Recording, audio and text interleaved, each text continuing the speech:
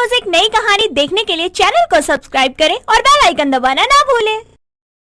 सुहानी अपनी माँ गीता के साथ रहा करती थी। सुहानी शादी के लायक हो गई थी और ऐसे ही एक दिन गीता अपने हाथ में एक लड़के की फोटो लिए सुहानी के पास आती है और उससे कहती है, सुहानी देख तो जरा, ये लड़का कितना सोना लग रहा है। मुझे तो ये लड़का काफी पसंद है। एक बार तू देख ले, अगर तुझे पसंद आए तो मुझे बता, फिर मैं इससे तेरी बात चलाऊंगी। माँ, आपको जो सही लगे आप वो कीजिए। और वैसे भी आपकी पसंद मेरी पसंद है, तो इसमें मैं क्या ही बोलूं। पर सुहानी एक बार लड़का देख तो ले। माँ, अब आप मेरे लिए कोई लड़का देख रही हो तो वो मेरे लिए बुरा थोड़ी ना होगा, इसलिए अब आप ज्यादा मत सोचिए। हाँ, अभी तो ये कह रही, अगर बाद में तूने मुझे कुछ कहा ना तो मैं तुझे छोड़ूंगी नहीं, याद रखना तू। गीता अपनी बात पूरी करके वहाँ से जाने लगती है और जाते हुए खुद से कहती है, हाय मेरी बेटी कितनी संस्कारी है, उसको तो वही पसंद आएगा जो मुझे पसंद है, नहीं तो आजकल के जमाने में ऐसे बच्चे होते कहाँ हैं। खैर मेरी बेटी को नजर ना लगे, अब मैं जाकर पंडित जी को बोल देती हूँ कि लड़के वालों को अब जल्द से जल्द मेरे घर भेज दे। खुद से बातें करने के बाद गीता पंडित जी को फोन करती है और लड़के वालों को अपने घर बुला लेती है। अगले 2 दिन बाद अब रोहन अपनी माँ कविता के साथ गीता के घर आता है, जहाँ गीता रोहन को देखकर कविता से कहती है, वैसे बहन जी, मुझे आपका लड़का तो बहुत पसंद है, बस एक बार आप मेरी बेटी को देख लीजिए, फिर बता दीजिए। क्या बहन, मैं क्या ही बताऊंगी। अब दोनों बच्चे एक दूसरे को पसंद कर लेंगे तो हमें भी ये रिश्ता मंजूर होगा। खैर मेरी होने वाली बहू सुहानी है कहाँ, यहाँ आए हुए काफी समय हो गया पर उसका दीदार अभी तक नहीं हुआ। हाँ, क्यों नहीं, मैं अभी सुहानी को लेकर आती हूँ। गीता अब सुहानी के पास जाती है और सुहानी को लेकर बाहर हॉल में जाती है। सुहानी का गोरा रंग देखकर कविता और रोहन की नजर सुहानी से हट ही नहीं रही थी। सीधे शब्दों में कहें तो सुहानी इतनी सुंदर थी कि उसकी सुंदरता देखकर कविता उसको पहली ही नजर में अपने घर की बहू बनाने के लिए ठान लेती है। कुछ देर तक वो लोग आपस में बातें करते हैं, जिसके बाद कविता गीता से कहती है, गीता बहन, मुझे सुहानी सच में बहुत पसंद आई, पर क्या ये दोनों एक दूसरे को पसंद है या नहीं, बस इसीलिए हमें इनको थोड़ी बात करने के लिए अकेले में छोड़ देना चाहिए। हाँ, क्यों नहीं, सुहानी मेरी बेटी है, वो इस रिश्ते को कभी मना नहीं करेगी। आखिर ये लड़का मेरी पसंद का जो है। बहन जी, मैं क्या सोच रही थी कि इन दोनों को यहीं छोड़कर हम ऊपर छत पर चलते हैं, वहाँ थोड़ी हमारी लेन देन की बात भी हो जाएगी और यहाँ ये लोग भी आपस में बात कर लेंगे। कविता गीता की बात से सहमत हो जाती है और गीता के साथ वो छत पर चली जाती है। तो वहीं रोहन सुहानी से शर्माती हुई कहता है, सुहानी जी, वैसे सच कहूँ तो आप काफी ज्यादा सुंदर है। जब मैंने आपको देखा तो मेरी नजर तो आपके ऊपर से हट ही नहीं रही थी। खैर इन सब को छोड़िए, ये बताइए मैं आपको कैसा लगा। अब मैं क्या बोलूँ, ये कहूँ कि मैंने तुम्हारी फोटो तक नहीं देखी थी। खैर मुझे क्या, अभी नया रिश्ता है, थोड़ा सा झूठ बोल देती हूँ। नहीं, सच बोल देती हूँ। कोई भी रिश्ता झूठ से शुरू नहीं करना चाहिए। रोहन जी, वैसे सच कहूँ तो मैंने आपको देखा भी नहीं था, पर मैंने माँ को कह दिया था कि उनकी पसंद ही मेरी पसंद है, इसलिए आप मुझे पसंद हैं। दोनों की आपस में बातें हो ही रही थी, तभी वहाँ पर गीता और कविता आ जाते हैं और अपने बच्चों से इस रिश्ते के बारे में पूछते हैं, जहाँ वो दोनों ही इस रिश्ते के लिए हाँ कर देते हैं और अब बहुत जल्द उनकी शादी की डेट फिक्स हो जाती है। समय गुजरता है और समय के साथ दोनों घरों में शादी की तैयारियां जोरों शोरों से चलने लगती है। उसी बीच गीता अपनी समधन को फोन करती है और उससे कहती है, समधन जी, मैं क्या सोच रही थी कि दहेज का जो फर्नीचर है उसको मैं पहले ही भिजवा देती हूँ। शादी के समय क्या क्या जाएगा और क्या पता अगर गलती से कुछ यहाँ रह ही गया तो अच्छा नहीं लगता है ना। हाँ समधन जी, ये तो आपने बिल्कुल सही कहा। एक काम कीजिए, आप घर भिजवा दीजिए यहीं पर। अच्छा, मैं फोन रखती हूँ, काम करवा देती हूँ, बाकी सब आप सामान भिजवा दीजिएगा। कविता अब फोन रखकर अपने घर में शादी की तैयारियों में व्यस्त हो जाती है। अब थोड़ी ही देर बाद कविता के घर उसके बेटे के दहेज का सामान आता है। सारा सामान घर में रख दिया जाता है, सिवाय बेड के। अब जब बेड रोहन के कमरे में रखा जा रहा था, तब वो बेड हल्का सा टूट जाता है और ये देखकर कविता खुद से कहती है, हे भगवान, बहू का तो बेड टूट गया। बहू अभी तक आई भी नहीं है और उसका बेड टूट गया। अब मैं क्या करूँ? हाँ, आइडिया। बहू यहाँ थोड़ी ना है। बहू को जब पता चलेगा कि उसका बैट टूट गया तो उसको बोल दूंगी कि उसका बैट मैंने नहीं बल्कि टूटा हुआ ही आया था। यही सही रहेगा। कविता अब अपने बेटे के कमरे में अपनी बहू के बेड को फिक्स करवा देती है। अब अगले कुछ ही दिनों बाद रोहन और सुहानी की शादी होती है और शादी के बाद सुहानी अपने घर की सारी जिम्मेदारियां बखूबी संभाल लेती है। ऐसे ही एक रात जब सब सो रहे थे, सुहानी और रोहन जब करवट लेते तो उनके टूटे बेड से आवाज आती। उस बेड की आवाज इतनी तेज थी कि उसकी आवाज बाहर तक जा रही थी। तो वहीं उसकी सास को उनके बेड की आवाज से नींद नहीं आ रही थी। तो उस आवाज से इरिटेट होकर वो खुद से कहती है, हे भगवान, मुझसे बहुत बड़ी गलती हो गई है। बहू के कमरे में बहू का टूटा बेड रखकर ना जाने वो दोनों इस आवाज में कैसे सो रहे हैं। मुझे तो जरा भी नींद नहीं आ रही है। उस आवाज से कविता को पूरी रात नींद नहीं आती, पर बेचारी फिर भी उस आवाज को इग्नोर करके सो जाती है। अगली सुबह जब सुहानी अपने किचन में काम कर रही थी, तभी उसकी सास कविता उसके पास आती है और उससे कहती है, बहू एक बात तो बता, तू रात में रोहन के साथ कैसे सोई? अब माँ जी, आप भी ना, ये भी कोई पूछने वाली बात है? भला अपनी बहू से कोई ये सवाल कैसे कर सकता है? बहू मैं तुझे क्या बोल रही हूँ और तू क्या समझ रही है? अब माँ जी, आपका सवाल ही गलत है। जो बात है सीधे पूछिए ना। अच्छा ये बता, तेरे बेड से रात को बहुत आवाजें आ रही थी, तू उस आवाज में कैसे सो रही थी? माँ जी, वैसे आप बोल तो बिल्कुल सही रही हैं। रात को मेरे बेड से आवाज तो बहुत आ रही थी, पहले भी आ रही थी, पर कल रात तो कुछ ज्यादा ही आ रही थी ना जाने मेरे बेड से इतनी आवाज क्यों आ रही है। चल कर देखते हैं आखिर तेरे बेड से इतनी आवाज क्यों आ रही थी। इतना बोलकर कविता सुहानी के साथ उसके कमरे में जाती है और बेड के चारों तरफ देखती है, जहां सुहानी को उसका टूटा हुआ बेड दिखाई देता है। और ये देखकर सुहानी अपनी सास से कहती है, हो माँ जी, यहाँ देखो जरा, मेरा बेड तो टूटा हुआ है, तभी मैं कहूँ ये इतनी आवाज क्यों कर रहा है। देख ले बहू, तेरा बेड तो टूटा निकला, अब तू क्या करेगी? हाँ, तेरी माँ ने तुझे बेड दिया पर वो भी टूटा हुआ। अरे जब दे ही रही थी तो थोड़ा ढंग का ही दे देती। अच्छा, अगर ऐसी बात है तो आपको भी तो ध्यान रखना चाहिए था ना।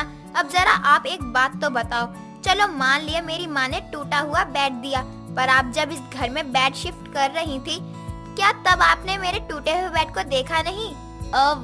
वो मैं इतना थोड़ी ना देखती हूँ बहू। खैर, अभी तेरी माँ ने तुझे टूटा हुआ बेड दे ही दिया है तो इसमें क्या ही कर सकते हैं। नहीं माँ जी, यहाँ अब मेरी इज्जत का सवाल है, इसलिए मैं अब अपनी माँ से बात करूँगी। आखिर मैं भी तो जानूँ कि मम्मी ने कहाँ से बेड खरीदा है। बहू, अब तू क्या इतनी छोटी सी बात के लिए समधन जी को परेशान करेगी? रहने दे, मैं इस बेड को ठीक करवा दूंगी। नहीं माँ जी, मैं मम्मी से बात तो जरूर करूँगी। अब जैसे ही सुहानी अपना फोन उठाती है, तभी वहाँ पर रोहन आता है और अपनी पत्नी सुहानी से कहता है, क्या हुआ माँ, आप यहाँ? और सुहानी इतनी परेशान क्यों लग रही है? देखना बेटा, मैंने बस बहू को ये बोल दिया कि तेरा टूटा बेड है, बस इसीलिए वो अपनी माँ को परेशान करने पर तुल गई है। मैंने तो बहू को ये भी बोल दिया कि मैं इस बेड को ठीक करवा दूंगी। सुहानी, ये गलत बात है। छोटी छोटी बातों पर मम्मी जी को परेशान करना सही नहीं। और वैसे भी अब इस टूटे हुए बेड को ठीक ही क्यों करवाना, मैं नया बेड ले लूंगा। नए बेड का नाम सुनकर सुहानी खुश हो जाती है और अपना फोन रख देती है, जिसके बाद वो खुशी से अपने छोटे परिवार के साथ रहने लगती है। पायल और नेहा अपना अपना पिज्जा खाकर घर चले जाते हैं, लेकिन नेहा के दिमाग में कुल्हड़ पिज्जा वाली बात बैठ जाती है। उसे एक हफ्ते का इंतजार नहीं हो रहा था। यार पायल, ये पिज्जा कितना अमेजिंग है, चीजी पिज्जा। सच में मैंने हर जगह का पिज्जा खाया है, लेकिन इसका स्वाद ना अलग ही है। अरे ये तो कुछ नहीं नेहा, तुम अगर कुल्हड़ पिज्जा खा लोगी तो कोई और पिज्जा खाओगे ही नहीं। तू कुल्हड़ चाय या लस्सी की बात कर रही है ना? पागल है, कुल्हड़ पिज्जा बहुत टेस्टी होता है। आय हाय, सोच के ही मुंह में पानी आ गया। कुल्हड़ पिज्जा? कुल्हड़ में पिज्जा कैसे बन सकता है? उसमें तो बस लस्सी और चाय ही पी सकते हैं। पिज्जा के बारे में पहली बार सुना है। कोई नहीं, अभी तो बस सुना है, अगले हफ्ते में तुझे खिलाने लेकर चलूंगी।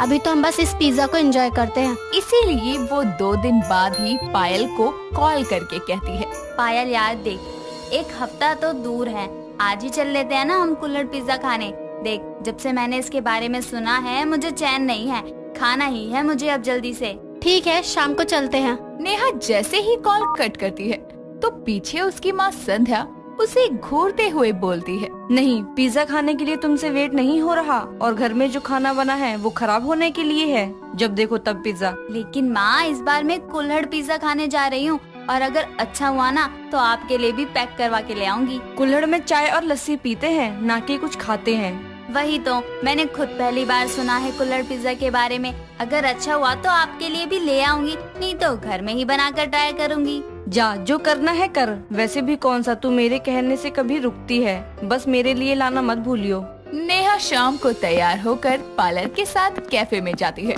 जहाँ पर कुल्हड़ पिज्जा मिलता था। वो वहाँ का कुल्हड़ पिज्जा की मेकिंग देखकर पायल से बोलती है। वाओ पायल, यार मुझे तो पता ही नहीं था कुल्हड़ में पिज्जा भी बनता है। अब तो जल्दी से मेरा पिज्जा बनकर आ जाए बस। हाँ हाँ, आता ही होगा। चल हम पहली बार कुल्हड़ पिज्जा खाएंगे तो उसकी वीडियो शूट करेंगे, रिव्यू करके, ताकि लोगों को भी पता चले पिज्जा के साथ नया आविष्कार काम आया भी कि नहीं। कुछ ही देर में दोनों का कुल्हड़ पिज्जा आता है, जिसकी वीडियो बनाने के बाद पायल और नेहा उस पिज्जा को खाते हैं तो उन दोनों को ही वो बहुत पसंद आता है। जिसके बाद नेहा अपनी माँ के लिए भी एक कुल्हड़ पिज्जा लेकर जाती है और घर आकर उनसे कहती है, माँ कहाँ हो, जल्दी बाहर आओ, देखो मैं ले आई आपके लिए कुल्हड़ पिज्जा। संध्या घर आकर कुल्हड़ पिज्जा खाती है तो उसको ये कुल्हड़ पिज्जा बस ठीक ठाक सा लगता है। जिस पर नेहा उससे कहती है, अरे माँ, अब मुझे पता चल गया इसको कैसे बनाना है। देखना, मैं आपको घर पर कुल्हड़ पिज्जा बनाकर जरूर खिलाऊंगी। अगले दिन नेहा बाजार से कुल्हड़ पिज्जा बनाने के लिए सारा सामान ले आती है और वो घर में सब कुछ करके कुल्हड़ पिज्जा बनाती है, जिसको खाकर दोनों माँ बेटी को बहुत खुशी होती है। अब नेहा को पिज्जा पसंद नहीं था, उसको बस कुल्हड़ पिज्जा पसंद था और गुजरते दिनों के साथ उसका कुल्हड़ पिज्जे के लिए क्रेज बढ़ता गया। साथ ही साथ वो अपना एक कुल्हड़ पिज्जा मेकिंग यूट्यूब चैनल भी चलाती रही। लेकिन कुछ दिनों बाद शाम के समय संध्या नेहा को बुलाकर कहती है, बेटा, कल तुझे देखने लड़के वाले आ रहे हैं। बहुत अच्छे घर का लड़का है, इसलिए घर पर ही रहियो। अगर रिश्ता पक्का हो गया तो तू जिंदगी भर राज करेगी। वैसे तो मुझे अभी शादी करने का मन नहीं है माँ, लेकिन आपके कहने पर मैं रिश्ता देख लेती हूँ। अगले दिन मोक्ष नाम का लड़का अपनी माँ कुल्ली देवी के साथ आता है और उनके स्वागत के लिए नेहा कुल्हड़ पिज्जा लेकर उनके सामने आती है। ये देखकर लड़के की माँ कहती है, अरे बहन जी, ये क्या है? ना तो ये कुल्हड़ वाली चाय लग रही है, ना कुल्हड़ वाली लस्सी। माँ, ये कुल्हड़ पिज्जा है, आजकल ट्रेंड में है। हम भी तो अपने रेस्टोरेंट में यही बनवाते हैं, लोगों को पसंद है। आप रेस्टोरेंट में काम करते हैं? नहीं बेटा, काम नहीं करता, रेस्टोरेंट का मालिक है। वैसे मुझे नई चीजें पसंद नहीं आती, लेकिन तेरे हाथ का ये कुल्हड़ पिज्जा खाकर देखती हूँ। कुल्ली देवी नेहा के हाथ का कुल्हड़ पिज्जा खाकर देखती है, जो उसे बहुत पसंद आता है। साथ ही मोक्ष को नेहा बहुत पसंद आती है। दोनों के घर वालों की आपसी रजामंदी से 1 महीने के अंदर ही दोनों की शादी होती है। जिसके बाद ससुराल आकर शादी के अगले दिन नेहा की ननद आरती उससे कहती है, भाभी, मैंने सुना है माँ से कि आप कुल्हड़ पिज्जा बहुत अच्छा बनाती हैं, तो क्या आप अपनी ननद को नहीं खिलाएंगी? जरूर आरती, तुम कहो तो आज ही बना दूं। पहली रसोई में बहू को मीठा बनाना होता है, इसलिए आज ये पिज्जा वीजा नहीं बनेगा। कुछ मीठा बनाकर खिला दे बहू सबको, बाद में बना दियो इसके लिए पिज्जा। ठीक है माँ जी, मैं अभी कुछ मीठा बना कर लाती हूँ। नेहा रसोई में जाकर मीठे में खीर बना कर लाती है और उसको परोसने के लिए कुल्हड़ का इस्तेमाल करती है। तो ये देखकर कुल्ली कहती है, बहू तुझे कहा था ना मैंने, ये कुल्हड़ पिज्जा बाद में बनाइयो, लेकिन तू मानी नहीं। ससुराल में पहले ही दिन सास की बात ना मानकर उसका निरादर करने लगी। अरे माँ जी शांत, मैंने कोई निरादर नहीं किया आपका। मैंने मीठे में खीर बनाई है, लेकिन उसको कुल्हड़ में डाल के लाई हूँ। जब कुल्हड़ में पिज्जा बन सकता है तो खीर क्यों नहीं बन सकती? आप सब खा कर देखिए कैसी बनी है। लाओ भाभी, देखें आपकी कुल्हड़ वाली खीर। सभी नेहा की बनाई कुल्हड़ खीर खाते हैं, जो स्वाद में बहुत ही टेस्टी थी। जिसके बाद मोक्ष कहता है, वाओ, खीर को कुल्हड़ में डालने के बाद उसका टेस्ट कितना बदल गया। कसम से इतनी टेस्टी खीर नहीं खाई मैंने। हाँ बहू, सच में तेरा दिमाग तो बहुत तेज चलता है। भैया, मैं कहती हूँ कि आप अपने रेस्टोरेंट में कुल्हड़ वाला पिज्जा तो रखते ही हैं, आप कुल्हड़ वाली खीर भी रख लो। कुछ अलग होगा तो सबको अच्छा लगेगा। जरूर नेहा जी, रेसिपी बता देना मेरे शेफ्स को, ताकि वो भी इतनी टेस्टी खीर बना पाए। नेहा के कुल्हड़ वाले पिज्जा के बाद अब कुल्हड़ वाली खीर की भी बहुत तारीफ होने लगती है, जिसके कारण उसको लगता है कि वो कुछ भी कुल्हड़ में बनाएगी तो टेस्टी ही बनेगा। और वो अब रोज तीनों टाइम कुछ न कुछ बनाती तो कुल्हड़ में ही डालकर परोस देती। कुछ दिन तो सब खुश थे, लेकिन एक दिन मोक्ष अपनी माँ से कहता है, माँ, आपको पता है कुल्हड़ बहुत महंगे हो गए हैं, हमें रेस्टोरेंट के लिए लाने पड़ते हैं, मजबूरी है, क्योंकि उसके पैसे तो हम खाने में जोड़ के कमा लेते हैं। लेकिन ये जो नेहा रोज रोज कुल्हड़ में चीजें बनाती है, इससे बहुत नुकसान हो रहा है, क्योंकि कुल्हड़ रेस्टोरेंट से मंगवाती है। क्या? इस बारे में तो मुझे पता ही नहीं था। रुक तू, मैं उससे बात करती हूँ। शाम के समय जब सब खाने के लिए बैठते हैं तो इस बार नेहा कुल्हड़ पिज्जा ही बनाती है। ये देखकर कुल्ली देवी कहती है, अरे बहू, ये क्या है? तेरा हर रोज का है। अरे तुझे पता है ये कुल्हड़ एक बार इस्तेमाल करने के बाद फेंकना पड़ता है। ऐसे तू रोज ही हमें इसमें खाना परोसेगी तो कितना नुकसान होगा। अरे घर में स्टील के बर्तन है, उसमें खाना दे, कम से कम दोबारा इस्तेमाल तो हो सकते हैं। पर माँ जी, इसमें एक अलग ही स्वाद आ जाता है, इसलिए मैं परोसती हूँ। बहू, माना हमारा खुद का रेस्टोरेंट है, लेकिन ये नहीं कि पैसों की बर्बादी करे। स्वाद खाने में होता है, बर्तन में नहीं। तो पिज्जा नॉर्मल भी बनाएगी तो वो भी अच्छा बनेगा। कभी कभी बनाना ठीक भी है। ऐसे रोज करेगी तो तेरे पति का रेस्टोरेंट बंद हो जाएगा। माँ सच कह रही है नेहा, मैंने तुमको कभी बोला नहीं, लेकिन तुम्हारी यूँ रोज रोज रेस्टोरेंट से कुल्हड़ मंगवाने पर नुकसान हो रहा था, इसीलिए मैंने माँ से बात की। ऐसी बात है तो आप सब मुझे माफ कर दो। मुझे स्वाद के आगे ये चीज ही नहीं दिखी कि मैं क्या नुकसान कर रही हूँ। अब से मैं घर के नॉर्मल बर्तन इस्तेमाल करूँगी। कभी कभी ज्यादा मन किया तभी कुल्हड़ वाली चीजें बनाऊंगी। वो सब ठीक है, आप मुझे कुल्हड़ वाला पिज्जा दो भाभी, कब से इंतजार था इसका। इस भुक्कड़ का पेट भरो पहले। आरती की बात पर सब हंसने लगते हैं, जिसके बाद सभी कुल्हड़ पिज्जा को एंजॉय करते हैं। और फिर उस दिन के बाद से नेहा कभी कभी ही कुल्हड़ वाली चीज बनाती, जिससे स्वाद भी बना रहा और कुल्हड़ ज्यादा इस्तेमाल करने से उनके पैसों का भी नुकसान नहीं हुआ। झुमकी मधुपुर गांव में रहने वाली लड़की थी। उसके गांव के सभी लोग उसकी तंदूरी चाय को बहुत पसंद करते थे। जो स्वाद उसकी तंदूरी चाय में था वो किसी और चाय में नहीं होता था। माँ बाप के गुजरने के बाद झुमकी अकेले ही रहती थी। उसी गांव के स्टेशन के बाहर वो अपनी तंदूरी चाय का स्टॉल लगाती थी और उससे आने वाले पैसे को वो अपनी पढ़ाई में लगाती थी। ऐसे ही समय बीतता है। तभी एक दिन एक दीपक नाम का लड़का अपने ऑफिस के काम से उस गांव में आता है और स्टेशन पहुंचने के बाद उसकी नजर झुमकी की तंदूरी चाय स्टॉल पर जाती है और वो उसके पास जाकर कहता है, देखिए, मेरा नाम दीपक है, मैं इस गांव में नया आया हूँ, क्या आप मुझे होटल का रास्ता बता सकती हैं? मेरा नाम झुमकी है और आप हमारे गांव के मेहमान हैं। हम आपको होटल का रास्ता क्या, खुद होटल छोड़कर आएंगे।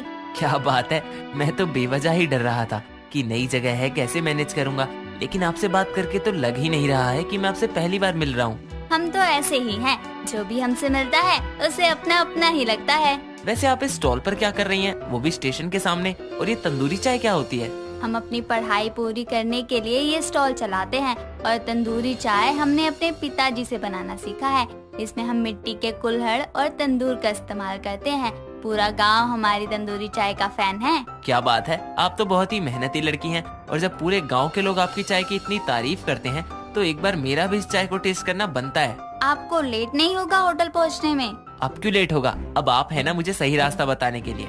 आप मुझे जल्दी से तंदूरी चाय पिला दीजिए, फिर होटल पहुंचा दीजिएगा। हाँ जी, क्यों नहीं, अभी देती हूँ। झुमकी इतना कहकर दीपक को एक तंदूरी चाय बना कर देती है, जिसे पीते ही उसे उसका टेस्ट बहुत भाता है और वो झुमकी की बहुत तारीफ करता है। कुछ समय बाद दोनों एक साथ होटल के लिए निकल जाते हैं और यूं ही समय बीतता है और दीपक को झुमकी की तंदूरी चाय के साथ साथ झुमकी भी पसंद आने लगती है। वो रोज अपने ऑफिस का काम खत्म करके उसके चाय के स्टॉल पर किसी भी बहाने पहुंच जाया करता था, जिसके बाद दोनों एक साथ खड़े होकर घंटों बातें किया करते। ऐसे ही कुछ समय और बीतता है। तभी एक दिन दीपक झुमकी से कहता है, आपके साथ समय का पता ही नहीं चला, कब इतने दिन गुजर गए। अब तो मुझे आपकी ये तंदूरी चाय की बहुत गंदी आदत लग गई है। आप ऐसे क्यों बोल रहे हैं? आपका जब मन करे आप मेरे हाथों की फेमस तंदूरी चाय पीने के लिए आ जाया कीजिए। आप अभी तक मेरी बात नहीं समझी। मैं ये कहना चाहता हूँ कि मेरे ऑफिस का काम खत्म हो गया है और मुझे कल अपने घर वापस जाना होगा। क्या आप कल सच में चले जाएंगे? हाँ जी, अगर आप मेरे साथ चलना चाहें तो चल सकती हैं। देखिए, मुझे आप बहुत पसंद है। मुझे इस चीज से फर्क नहीं पड़ता कि आप गांव से हैं या शहर से।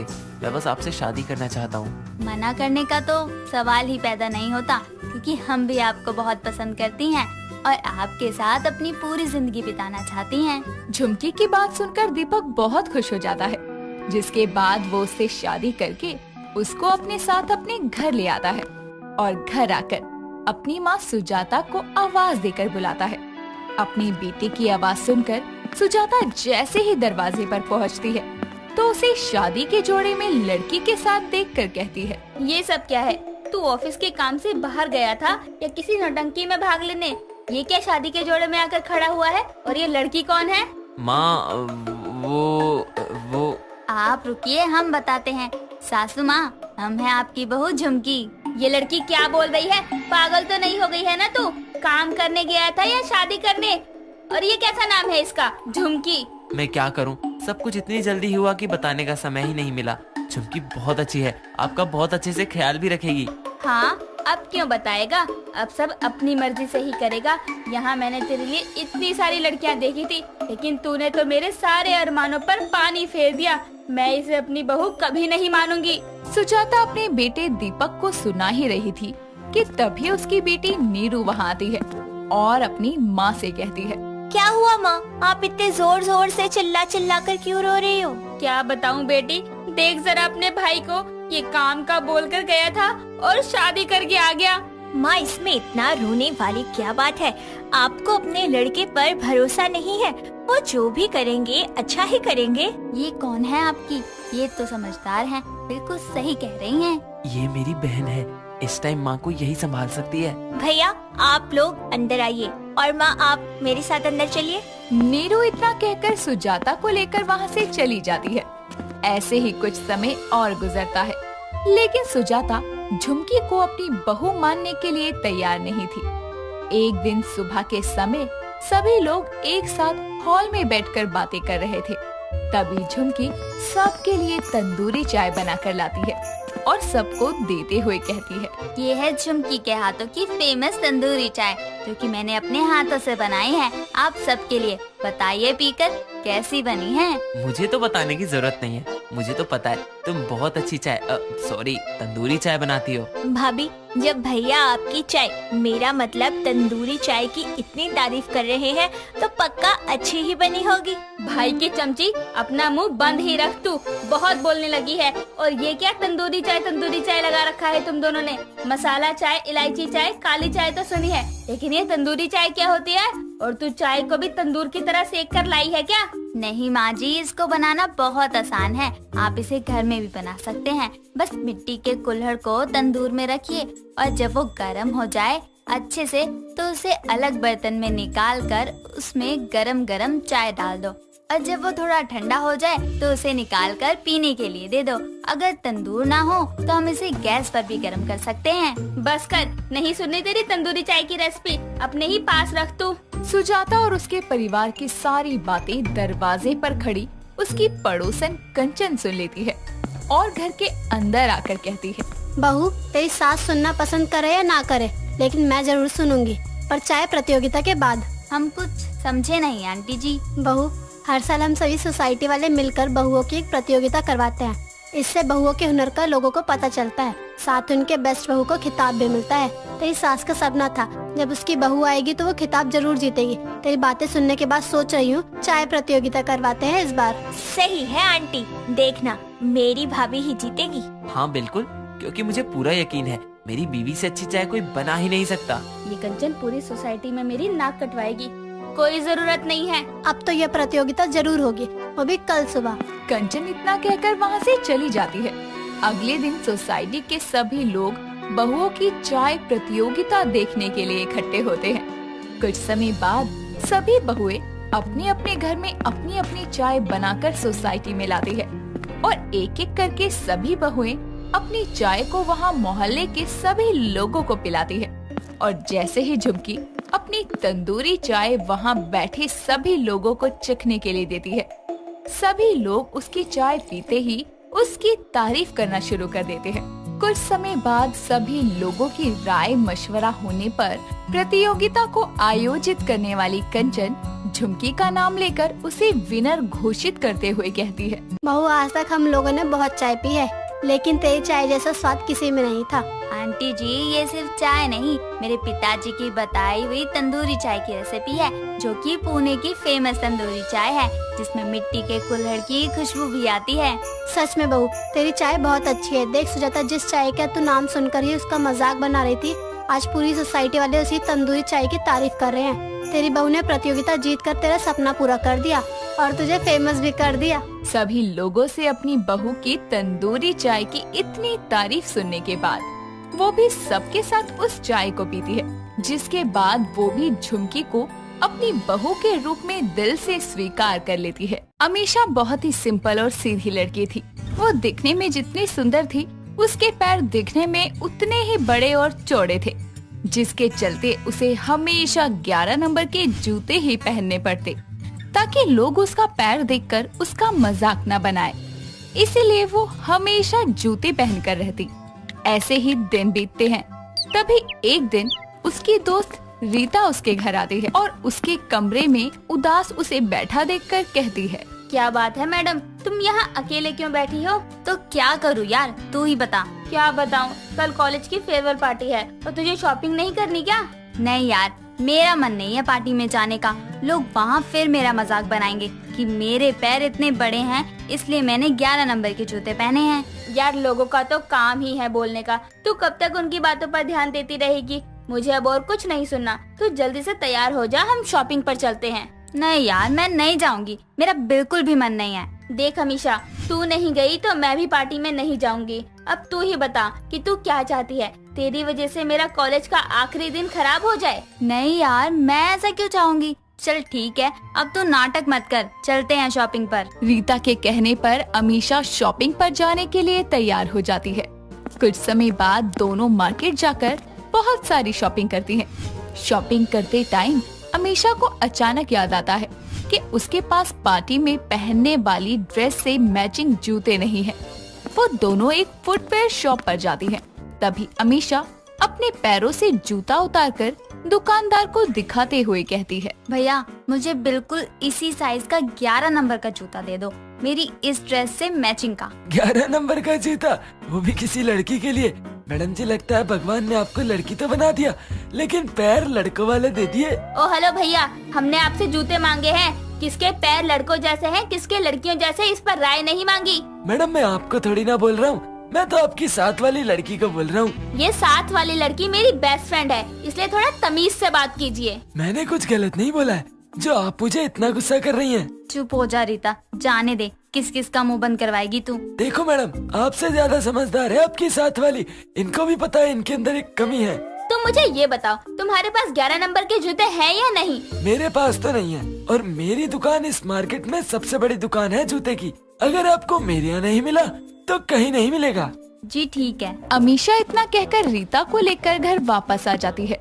तभी रीता शॉपिंग का सामान सोफे पर रखते हुए गुस्से में कहती है, तू पागल है क्या? जब वो दुकानदार तेरे पैरों के जूतों के नंबर को लेकर तेरा मजाक बना रहा था, तो तू चुपचाप उसकी बकवास क्यों सुन रही थी? तूने उसे जवाब क्यों नहीं दिया? देख यार, जो है वो तो है ही, जब उसके मजाक उड़ाने या मेरे जवाब देने से कुछ बदल तो नहीं जाएगा ना, तो फालतू में किसी के बहस करने से कोई फायदा है? कसम से यार, तेरा कुछ नहीं हो सकता यार, आज के जमाने में इतना सीधा होना ठीक नहीं है। तो तू मुझे बता, लड़ने से भी क्या मिल जाएगा? लोग क्या मेरे पैरों को लेकर मजाक उड़ाना बंद कर देंगे? मुझे तो उस दुकानदार से ज्यादा तुझ पर गुस्सा आ रहा है। रीता इतना कहकर गुस्से में अमीशा के घर से चली जाती है। अगले दिन अमीशा अपनी लाई हुई ड्रेस और उसके नीचे अपने पैरों को छुपाने के लिए जूते पहनकर तैयार होकर अपनी फ्रेंड रीता के साथ कॉलेज की फेयरवेल पार्टी में जाती है। उसके पहुंचते ही उसके बाकी फ्रेंड उसे देखकर जोर जोर से हंसने लगते हैं।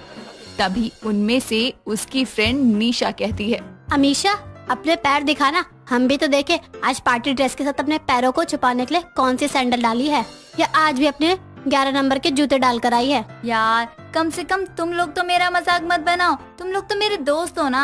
यार हम तेरा मजाक नहीं बना रहे, लेकिन तेरे पैर और ये जूते देखकर हमारी हंसी ही नहीं रुक रही। हंसी नहीं रुकती तो अपना मुंह बंद करो, समझे तुम? तू क्यों चिढ़ रही है, और तू क्या ये इसकी बॉडीगार्ड बनकर घूमती रहती है? अगर इसको हमारा मजाक उड़ाना अच्छा नहीं लग रहा तो खुद भी तो बोल सकती है। तुम सब मेरे दोस्त हो, लेकिन फिर भी मेरा मजाक बना रहे हो, तो मैं दूसरों से क्या ही उम्मीद करूं? दूसरी बात, हर चीज बोलना जरूरी होता है क्या? समझने वाले बिना बोले भी समझ जाते हैं। अमीशा इतना कहकर पार्टी से घर वापस आ जाती है और आते ही अपनी माँ सुमन को गले लगाकर रोते हुए कहती है, माँ, अगर मेरे पैर बड़े हैं और लड़कियों की तरह सुंदर नहीं है, तो इसमें मेरी कोई गलती है क्या? नहीं बेटा, इसमें तेरी कोई गलती नहीं। गलती तो उन लोगों की है जो ये बेवजह की बात को लेकर तेरा मजाक बनाते हैं। लेकिन तू चिंता मत कर, कोई ना कोई ऐसा जरूर होगा जो तेरी इस कमी को छोड़कर तेरे अंदर की खूबियों को देखेगा। आप सच बोल रही हैं माँ? हाँ बेटी, मैं सच बोल रही हूँ और तुझे रोने की कोई जरूरत नहीं है।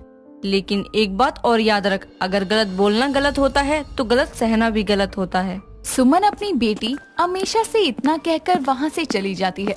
ऐसे ही कुछ दिन और बीतते हैं और समय के साथ अमीशा की शादी एक पुनीत नाम के लड़के से हो जाती है। अमीशा अपने ससुराल में बहुत खुश थी। ऐसे ही कुछ दिन और बीतते हैं।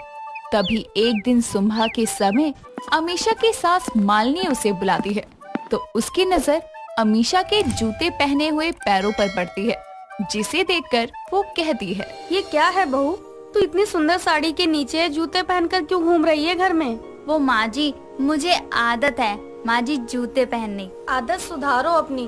खैर छोड़ो, मैंने तुम्हें ये कहने के लिए बुलाया है कि अभी थोड़ी देर में हमारी कुछ पड़ोसनें तुम्हें देखने के लिए आ रही हैं, तो अच्छे से तैयार हो जाना और कुछ खाने में भी तैयार कर लेना।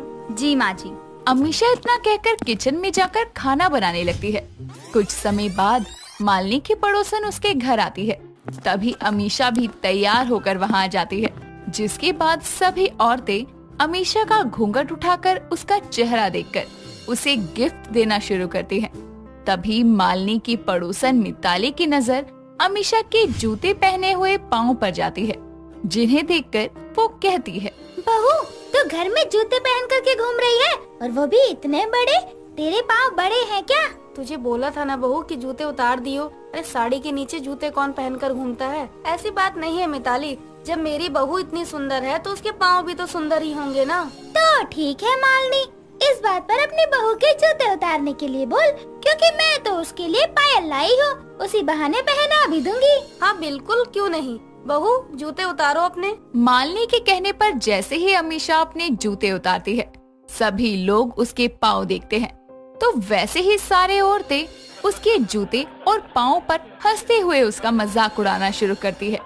तभी उसका पति पुनीत वहाँ आता है और सबको ऐसे हंसता देखकर कहता है, आप लोगों को अमीशा के पाँव में ऐसा क्या दिख रहा है जी, जो आप उसका मजाक बना रहे हो? अगर उसके पाँव और लड़कियों की तरह सुंदर और छोटे नहीं है, चौड़े हैं, तो उससे उसके पैरों में क्या कमी आ गई? क्या वो नहीं चल पाती? क्या वो कोई काम नहीं कर पाती? बताओ। बेटा, तेरी बीवी को 11 नंबर के जूते लगते हैं। बताओ, किसी लड़की के इतने बड़े पाँव होते हैं क्या? ऐसे तो बहुत से लड़के होते हैं आंटी जी, जो दिखने में अच्छे शरीर वाले होते हैं, लेकिन उनके पैर छोटे होते हैं।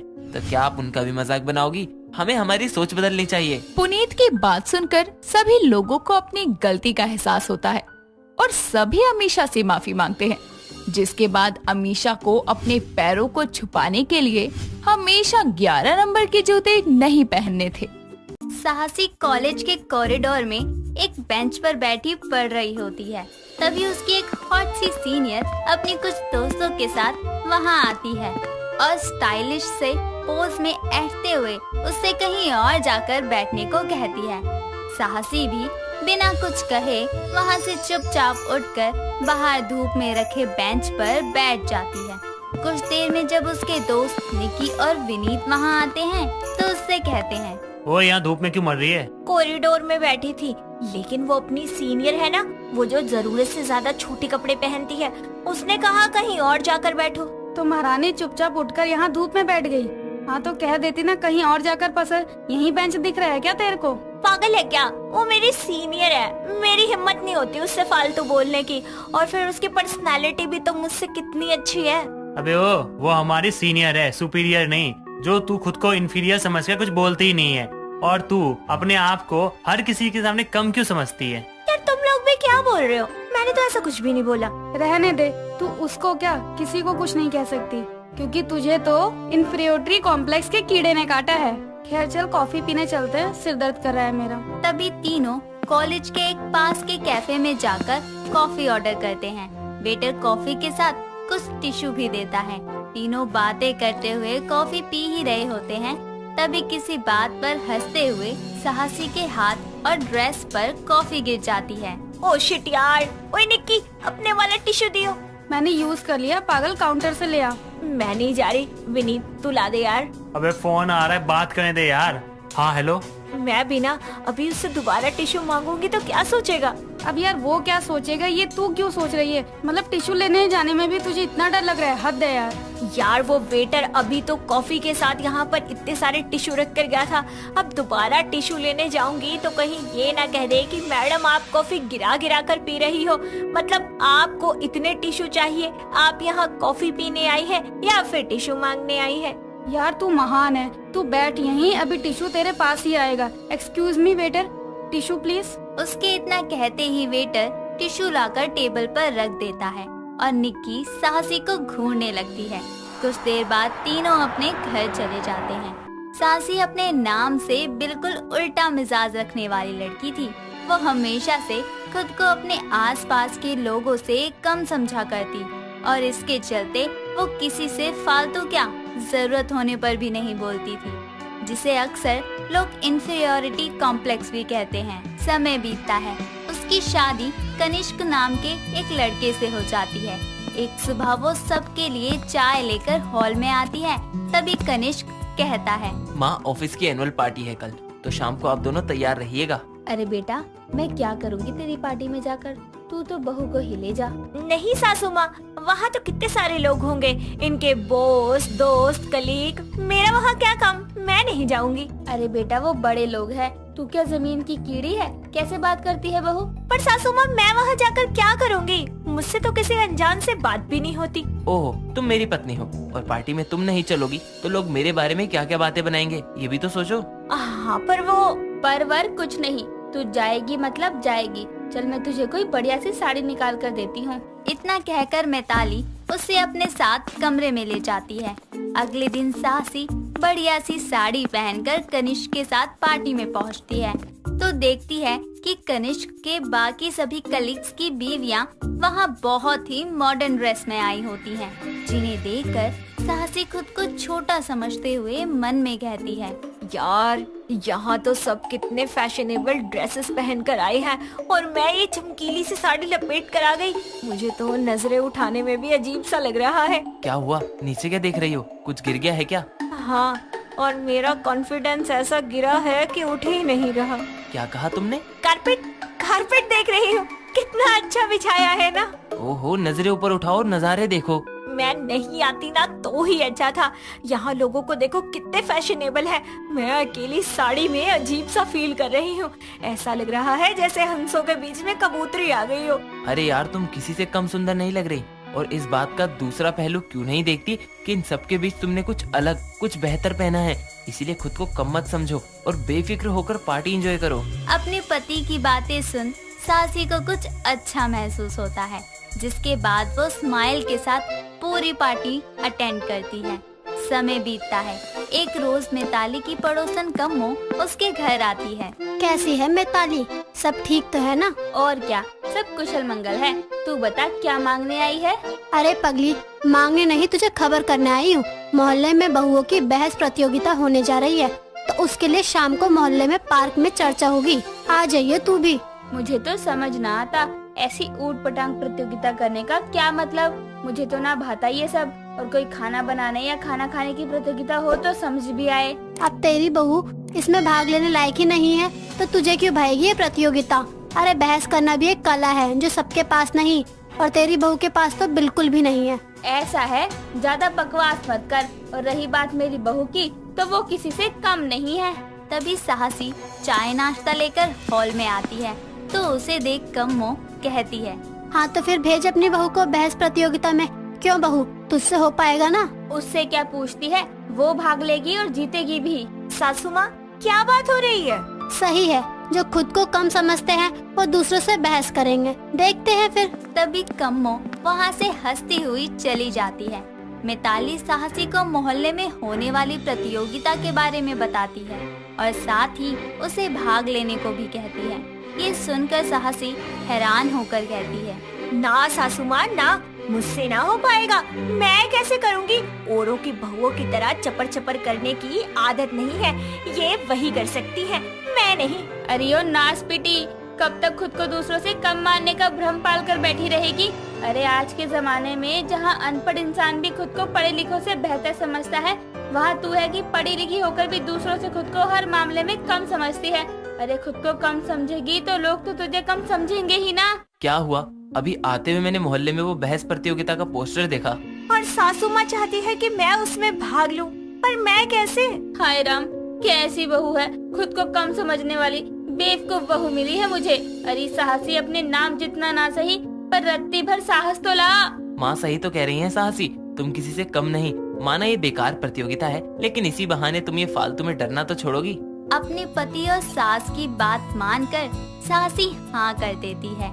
कुछ दिनों बाद प्रतियोगिता में सारे मोहल्ले की बहुओं की जोड़ी बनती है और उन्हें एक दूसरे के विरुद्ध किसी एक घरेलू मुद्दे पर बहस करनी होती है। साहसी की जोड़ी कम्मो की बहू निमकी के साथ बनती है। सबके बाद जब उनकी बारी आती है तो साहसी नजरें झुकाए मंच पर पहुंचती है। दोनों को महंगाई में घर चलाने के मुद्दे पर बहस करनी होती है। तभी निमकी कहती है, महंगाई में घर चलाना इतना मुश्किल भी नहीं, बस जरूरत है तो थोड़ी बचत की। साहसी नजरें झुकाए चुप खड़ी रहती है।